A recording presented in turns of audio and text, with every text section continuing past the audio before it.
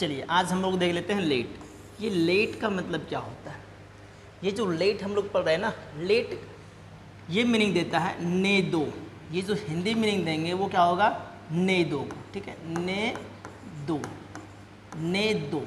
कहने का मतलब ये हुआ कि ने दो मतलब ये है कि जब हम अनुमति लेते हैं या फिर देते हैं, ठीक है, समझिए इसे। जैसे हम बोलते हैं क्या, मुझे जाने दो या फिर मुझे जाने दीजिए, ने दीजिए या फिर ने दो, मुझे खेलने दो या मुझे खेलने दीजिए, खेलने ने दो या फिर दीजिए, है ना। तो ये मीनिंग दे रहा है क्या, ने दो।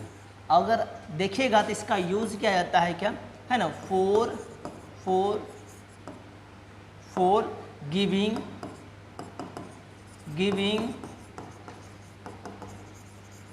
परमिशन, यानी कि आप अनुमति देने के सेंस में यूज करोगे, जैसे कि है उसे आने दो, ठीक है, इस तरह का यूज कर सकते हैं आप। आने दो, देखो मीनिंग क्या दे रहा है, ने दो, ठीक है। ये मैं बता रहा हूँ कि यूज कहाँ कहाँ करना है हमको। दूसरी क्या है कि फोर टेकिंग परमिशन, टेकिंग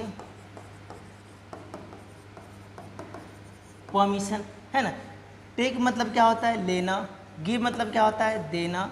यानी कि अनुमति देने के लिए, अनुमति लेने के लिए भी यूज करते हैं, ठीक है। ये समझ लीजिए इतना, है ना, अभी इतना ही समझिए, ठीक है। अब देखिए क्या मतलब क्या होता है। जैसे मैंने बोला क्या, मुझे खेलने दीजिए, तो मुझे खेलने दीजिए तो क्या हो गया, let me play, let me play, let me play, मुझे खेलने दीजिए या फिर मुझे खेलने दो, ने दो, मीनिंग आ रहा है ने दो, है ना।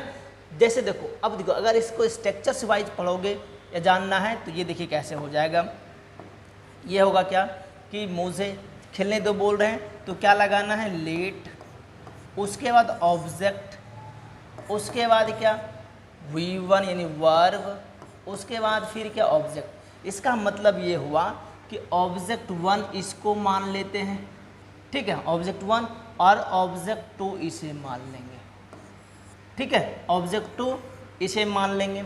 ये क्या चीज़ है, ये ऑब्जेक्ट 1 ऑब्जेक्ट 2। देखिए अभी ये जो यहाँ हमारा ये मी, ये हमारा क्या ऑब्जेक्ट है ना, ऑब्जेक्ट। आई का सब्जेक्टिव केस आप लोग को बताएं, नहीं है तो बता देंगे। आई है सब्जेक्टिव केस और मी हमारा क्या है, ऑब्जेक्टिव केस, है ना, ऑब्जेक्टिव केस। ये मान लो ऑब्जेक्ट 1 ये है और वर्ब है। ऑब्जेक्ट 2 क्या, ऑब्जेक्ट 2 इसमें है नहीं। जैसे अब देखो ऑब्जेक्ट 2 यूज कैसे करते हैं,